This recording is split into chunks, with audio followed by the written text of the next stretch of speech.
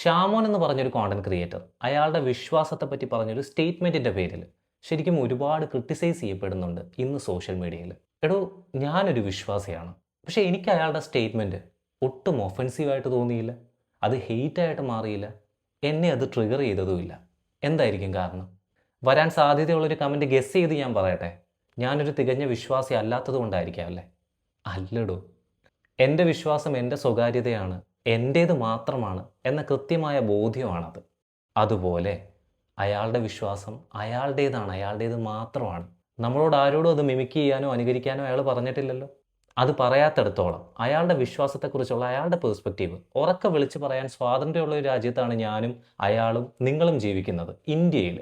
അപ്പോൾ ഒരു ചോദ്യം വരാം, വിമർശിക്കാൻ ഞങ്ങൾക്കും അധികാരമില്ല എന്ന്. ഉണ്ട്, പക്ഷേ വിമർശിക്കാൻ തക്കവണ്ണമുണ്ടോ വിഷയം എന്നും കൂടെ ചിന്തിക്കേണ്ടിയിരിക്കുന്നു. സോ നിങ്ങളുടെ വിശ്വാസം നിങ്ങളുടേത് മാത്രമാണ്.